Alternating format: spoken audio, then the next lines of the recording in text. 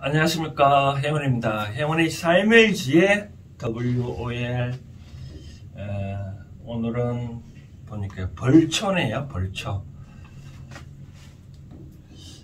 요즘 이제 벌초 시즌인데 저도 지난주 일요일날 토요일날 벌초를 했는데 참 이 우연의 일치가 참 우연의 일치 치고는 너무 이상한 것 같아요. 제 옛날 해운생각 원에도 보면 72페이지에 이 골프란 얘기가 나오는데, 골프가 파가 72잖아요. 그렇죠? 파가.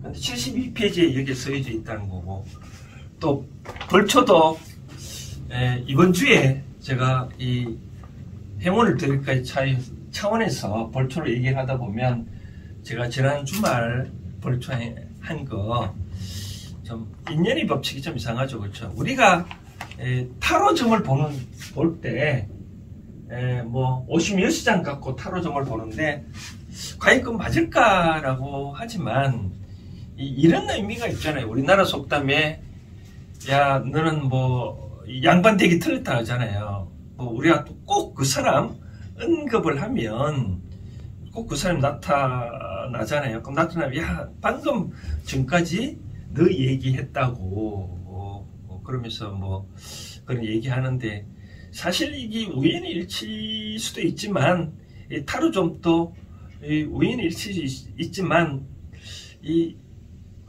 세상에는 다 뭔가 모르게 보이지 아니하는 기운이 있지 않겠냐라는 생각 듭니다. 그래서 제가 벌초를 문중에 저도 우리 이제 대가족의 문중을 구성을 하고 거기에 제가 임원이 있다 보니까 벌초도 제가 주관을 해야 되고 그런 한 상황에서 제가 한번 누구보다도 잘 생생한 경험이 있기 때문에 이 대목에 대해서 잘 얘기를 할 수 있지 않겠나 생각되어집니다. 먼저 제목은 벌초. 저는 이 벌초할 때 이 벌자가 과연 뭐였을까라고 생각을 뭐 해보기도 하고, 과연 뭘까는 별로 내는 이 한문 뜻을 잘 몰랐거든요. 근데 이 벌자가, 그럼 우리가 생각나는 게 그러면 어떤 벌자일까요? 뭐 벌 받는다 그런 말이잖아요. 벌 받는다. 그때 벌은 이 한문이 이거든요. 이 한문을 벌자를 보면 구성을 보면 요거는 이제 거물망이에요. 거물망. 우리가 뭐 이 사냥할 때 또 뭐 물고기 잡을 때도 거물을 탁 잡잖아요. 그렇죠? 이렇게 던져가지고. 그런 거 보면 죄인도 이 거물 행성을 해서 잡는 뭐 그런 행태 같아요. 그렇죠? 죄인을 잡아가지고 요건 말씀 언자잖아요. 그렇죠? 그러니까 말씀 언어는 말을 해가지고 꾸친다. 그죠? 니 진짜 죄를 지었지 않냐라고 한번 여기 꾸짖고, 돈은 이제 요거는 갈도자잖아요. 그죠? 그래가지고 행도를 취하는 이런 벌자라고 생각을 했는데, 그래서 벌초가 왜 이런 글자일까 하는 생각인데, 알고 보면 벌자가 벌초할 때 이런 벌자가 아니더라고요. 이런 벌자 사람인변에 바로 이런 거는, 사람인변에 요거는 뭐냐면 우리가 창과대 창. 사람을 찌를 때 그럴 때 창인데, 요거는 사람인변인데, 벌초할 때는 이 벌은 뭐냐면은 배다는 의미입니다. 배다. 풀을 배다. 우리가 벌초를 하면 생각 안 나는, 잘 뭐 와닿지 않지만 벌목은 한번 생각나잖아요. 벌목. 나무를 벤다. 할 때 이 벌자가 바로 그런 겁니다. 벌목한다는 얘기는 많이 쓰니까. 벌초도 맞아. 풀을 벤다. 그런 의미인 것 같아요. 이 벌자는 이제 왜 그런 일이냐면, 옛날 글자를 보면 이 형틀에 칼로 사람을 묶어놓고 칼을 찢는다는 의미니까 뭐 목을 베다 뭐 그런 의미예요. 그래서 이 벌자는 옛날에 뭐 사람을 죄수를 죽일 때 아마 그런 형상을 한 것 같아요. 그래서 베다. 그래서 만약에 벌자를 아까 말한 벌한다라 벌자로 생각한다면 그렇죠. 뭐 우리가 조상묘를 풀을 비는 거는 힘들잖아요. 그래서 벌 받는다 뭐 그런 의미인지 모르겠지만 아마 그런 의미가 있는 것 같아요. 자, 읽어드리면서 계속 얘기를 해보겠습니다. 벌초. 그러면 제일 먼저 떠오르는 것이 잘못하거나 죄를 지은 사람에게 주는 고통인 그 벌일 게다. 하기야 추석 전에 통상 성묘를 위해 풀을 베는데 이때 힘드니 벌이라는 생각을 할 만도 하겠다. 그런데 벌초할 때 벌은 나무 풀 등을 벤다 할 때 벌자다. 그렇죠. 이런 벌자는 거죠. 예, 벌초, 벌목, 토벌 할 때 이 벌자를 쓴다. 성묘 간다. 우리 통상 성묘한다 그러잖아요. 그렇죠? 성묘한다 할 때 성자는 바로 살필성입니다. 살필성. 이렇게 살필성. 이렇게 살필성, 성묘, 묘주를 한번 살펴본다. 바로 그런 의미인데요. 성묘할 때는 성은 살필성자를 쓴다. 무덤을 한번 살펴보고 풀이 우거지면 그 풀을 베어주는데 이것이 바로 벌초다. 그렇죠. 성묘, 즉 묘를 한번 살펴보고 이제 풀을 한번 풀이 많이 우거지면 한번 베어준다. 그때 이제 벌초다. 통상 우리 조상님들은 옛날에 자주 성묘를 했지만 요즘은 그런 환경이 안 되니 1년에 한두 번 정도, 즉 봄 한식 때나 추석 명절 즈음에 많이 한다.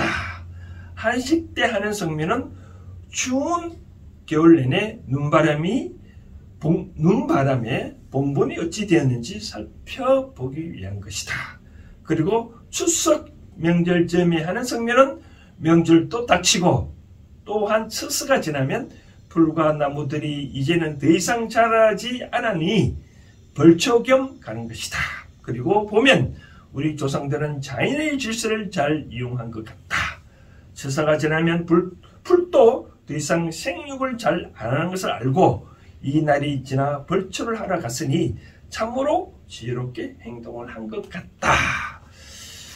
그렇죠. 우리 성묘, 이제 우리가 분묘 조상들 묘소를 살펴보는 걸 성묘인데 이제 우리가 통상 1년에 2번 많이 하잖아요. 이제 4월 5일 청명이고 또 한식 겹치는 날 요때 이제 성묘 한번 묘를 한번 살펴보러 갔었는데 가는 이유가 이제 겨울 내에 눈 비바람에 이제 조상묘는 어떻게 됐을까 한번 살펴보고 이제 묘가 파헤쳐졌으면 그때 이제 묘를 만지면 즉 사토 이제 흙을 다시 교체를 한다든지 그렇게 하면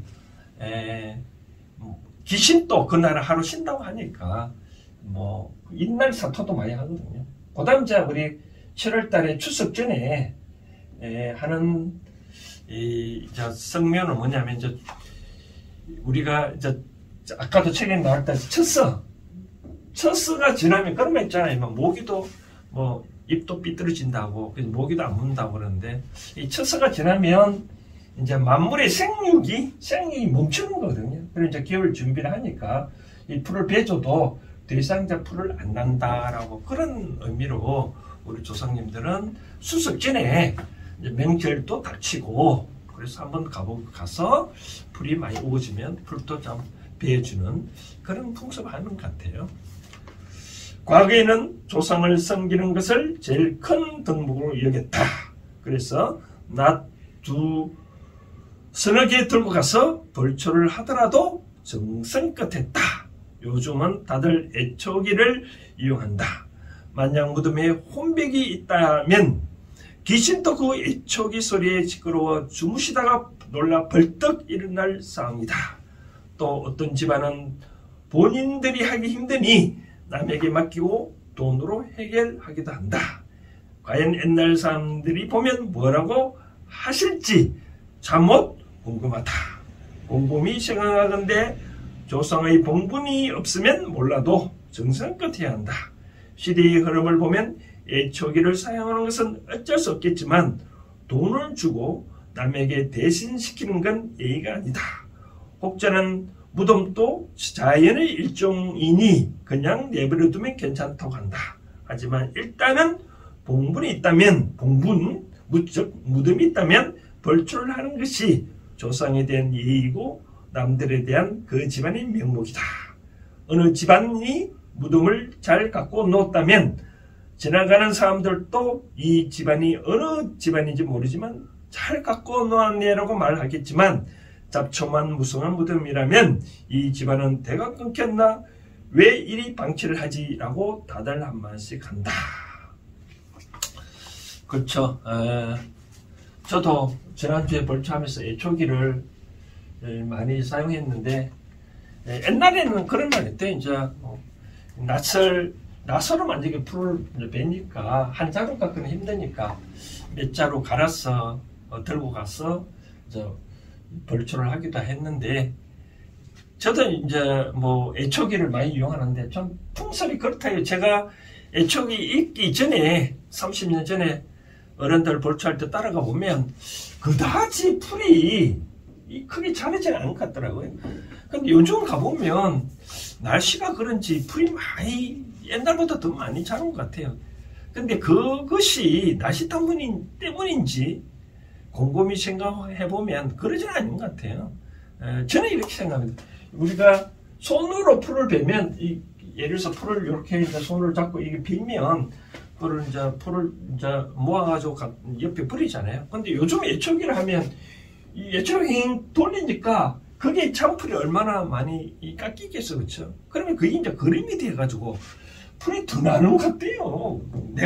저는 그런 생각을 하거든요. 그래서 뭐 어쩔 수 없지만, 요즘 시대가 그러니까 애초기도 사용할 수도 있는 거고, 또 한편은 또 체계를 그랬듯이 요즘 같은 경우에 벌초 대행해 주는 거 있잖아요. 특히 우리나라의 뭐 산림조합에 벌초를 의뢰를 하면 뭐 한 기당 8만 원 정도 받는다는데, 사실 원래도 우리 집안 또 역대 먼 조상을 모시는 제가 문중의 한 임원으로서 원래는 어쩔 수 없이 또 코로나 시대잖아요. 뭐 성묘할 때는 집안의 제사는 뭐 6명이나 뭐 8명까지 허용하면서, 성묘할 때는 4명만 뭐 가능하다 하니까 참 시일이 하수상하여 저도 산림조합에 의뢰를 하긴 했는데, 이보다 무난하니까 뭐 가진 자가 뭐 재산이 많으면 그럴 수도 있겠죠. 그러나 조상에 대한 예는 따지고 보면 그런 건 아니지 않냐라고 생각은 들긴 듭니다. 그러나 만약 정신적인 지주로 삼는 어느 조상의 봉분이 있다면, 무덤이 있다면 특정한 날 잡아 친지 가족들이 다 함께 정성껏 벌초를 해야 한다. 이제는 명절에 만나는 것도 어려우니 이런 행사를 핑계 삼아 친지들을 만나 정을 나누고자 하는 것은 새로운 문화로 삼을도 좋을 것이다. 그렇죠. 요즘 뭐 추석이나 뭐 설 명절 되면 뭐 제사도 안 지내고 뭐 해외로 여행을 가고 그러는데, 그리고 자주 만들 또 힘들잖아요. 또 교통도 막히고 그러니까, 만약에 조상을 공동조상으로서 어떤 정신적인 지주로 삼는 그런 분들이 있으면 이제 한번 전 대송안에 다 만나서 이 조상에 대한 을을 한번 생각해 보는 거죠. 조상에는 그런 을을 이제 후진 세대에서 전달하기도 하고, 또 풀도 같이 우리가 어려운 것을 같이 나누다 보면 좀 더 두텁잖아요, 그렇죠? 그런 것을 이제 새로운 추석과 뭐 설날은 각자 연휴를 이용해서 뭐 여행을 가더라도, 이는 쉽게 말해서 조상의 어떤 대표적인 분에 위해서는, 그런 무덤에 대해서는 같이 한번 벌초를 하고, 저는 이제 남자만 하는데, 요즘 저는 하나 제안하고 싶은 여자들도 같이 참가를 해서 시집을 왔든 갔든 간에 이는 이 조상의 을을 같이 되새겨 보는 것도 좋지 않겠나라고 그런 생각입니다. 이것도 새로운 명절로 삼으면 좋을 것 같아요. 뭐 문화라는 것은 과거 문화가 좋나 나쁘나 그런 따지지 말고 새로운 문화를 우리가 만들 수도 있는 거거든요. 그런 차원에서 한번 생각을 해보면 좋지 않겠나 생각되어집니다. 우리가 성묘를 하는 것은 무덤에 혼백이 있어서는 아닐 것이다. 유교 사상에서는 우리 영혼도 인연에 따라 어느 세월이 지나가면 흘러던 흩어지니 나의 분신을 남기기 위해 자손 보는 것을 제일 큰 의무로 생각했다. 과거에 부모가 죽으면 3년 동안 무덤 곁에서 지내니 그동안 혼백도 육신이 묻혀 있는 곳에 있겠지만 그 이후에는 어디로든 인연을 따라가고 없다. 만약 혼백이 항상 무덤에 있다면 제삿날은 어찌 무덤 안에 있고 후손 집안에 올 것이며 구슬하면 그 무당의 몸으로 들어와 이러쿵저러쿵 말을 하겠는가. 또 불교에서 49제를 지는 이유가 49일 동안은 혼백이 아직 이승에 있기에 인동 동안만이라도 불교의 교를 듣고 깨달아 이승에 대한 애착을 버리고 다음 생을 잘 받으라는 뜻인데, 그렇다면 49일이 지나면 업에 따라 이미 다른 몸을 받아가고 없다. 우리가 제사를 지내면서 제일 먼저 하는 것이 조상을 부르는 의식, 즉 강신이다. 유교적 관점에서 볼 때 후손들이 청하는 장소마다 나타나고 또 성묘하면서 후손들이 부르니 혼련이 나타날 따름이다 라고 책을 마무리했네요. 자, 이 점에 좀 추가적으로 설명해 드릴 것은 바로 이런 내용입니다. 자, 이제 이 유교, 요즘 제가 이제 월요일 화요일마다 그 유교의 기본 경진인 노노의 현대적 응용하기를 제가 설명하는데, 유교는 기본적으로 내세가 없습니다. 내세 세상, 불교의 뭐 다음 세상이 있다는데, 유교는 기본적으로 내세 세상이 없고, 이 세상 인연에 따라 뭉치고 인연이 닿으면, 즉 시일이 다 흘러가면 지수화풍으로 이제 다 나눠져 간다거든요. 그래서 이제 우리 인간들은 모든 생물들은 종족을 번식 보존하거든요. 그렇기 때문에 어떻게 하면 그런 욕구가 있기 때문에 어떻게 하면 자손을 낳아서 나의 분신을 만들자, 바로 그런 내용이거든요. 그렇기 때문에 이제 이 공자께서는 이 3년 동안 우리가 자식을 젖을 이제 먹이잖아요, 그렇죠? 모유를 먹이는데 그에 대한 담례로 3년 동안은 이제 부모가 비록 돌아가셨다 하더라도 계신다고 생각하고 그렇게 무덤을 잘 보필을 한대요. 그래서 이제 이 기독교는 잘 모르겠지만 유독 이제 유교나 불교 입장에서는 그렇게 얘기한대요. 그 후손들이 청하지 아니하면 안 나타나는데 청하면 이제 나타나기로 욕을 하면 나타나거든요. 그래서 이제 우리가 제사 지낼 때 보면 강신이라는 제도가 있거든요. 그래서 이 사람이 죽으면 영혼은 이제 육체를 벗어나서 가는데 이 영혼은 뭐만 먼저 육체가 없기 때문에 음식을 먹을 수는 없잖아요. 그렇죠? 오로지 향기만 만드는 거예요. 향기만 맡기 때문에 이제 강신 제도를 보면 이제 여기 위패를 모시고 이제 요거 향불을 틔우고 술 따라서 향에 이제 향불에 돌리고 그다음에 버리는데 이렇게 하는 것이 강신이네요. 그래서 어떤 이제 일반적으로 모든 이 조상이나 혼도는 이와 같이 후손들이 청하지 아니하면 이제 안 나타나거든요. 그런데 이제 예를 들어서 이 영혼 말고 일반적으로 뭐 이 애착이 많은 그런 어떤 귀신들은, 영혼들은 이제 후손들이나 누구나 그 청하지 않더라도 누가 제사상에 있으면 그냥 가서 이거를 먹는데요. 먹다 해봐야 뭐 향기를 맡겠죠, 그렇죠?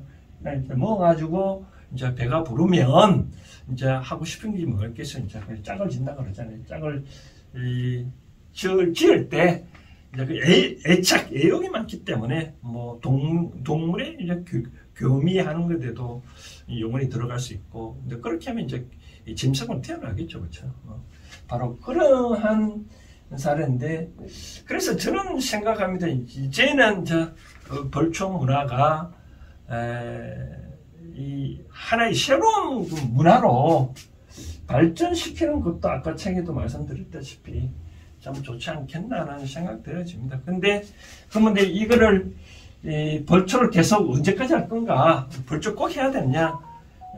어떤 사람은 이제는 뭐 자연을 돌아갔었으니 뭐 그냥 내버려 두지 않겠냐라고 생각되어지는데, 그런데 아까 말한 대로 길가에 이런 길가에 바로 옆에 있는 거는 진짜 본분이 없으면 모르겠지만 있으면 있는 한 잘 해야 된다고 생각되는 거예요. 그래서 뭐 자기 위신 문제잖아요, 그렇죠?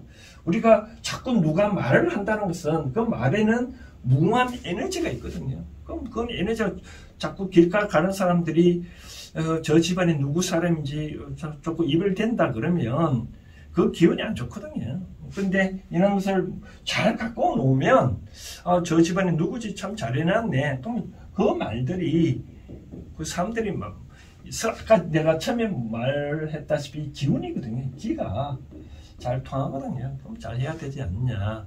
근데 만약에 사람이 전년 다니지 않냐고 말 그대로 두매산골 뭐 어느 곳이 외딴 곳이 있다면 우리 후손들이 가지 않는 이상 삶이 안 간다 그러면 그냥 내팽개치는 것보다도 뭐 술 한잔 따로 놓고 한번 말을 하는 거죠. 그때도 말할 때도 요 무덤이 주인한테만 말하는 게 아니라 여기 모든 산신이 있다 그러잖아요. 산신한테 같이 두 번 어떤 음식을 차리는 거죠. 산신한테도 요 무덤한테도 일반적으로 고를 하는 거죠. 이제 시일이 예를 들면 이런 식으로 고를 할 수 있겠죠. 뭐 시일이 하수상하여 이제 더 이상 찾아뵙지 못하니 이곳에 계신 조상님, 이곳에 계신 산신들도 감흥을 하셔서 그렇게 이제 자연으로 다 무사히 잘 돌아가셔서 이제 귀향을 하셔서 영원토록 영면을 하시고 이는 후손들의 마음을 알아주십시오 하고 이제 술 한잔 따라놓고 하고 그렇게 내버려 두면 크게 뭐 다른 별 일이 안 있겠지만, 그러나 그럼 고도 안 하고 이렇게 내버려 둔다 그러면 산신도 조상도 그러잖아요. 뭐 조상도 지들이 필요할 때 열심히 와서 기도한다 해놓고 어느 순간에 내팽개친다 그러면 그 신도 만약에 있으면 과연 좋아를 할까요?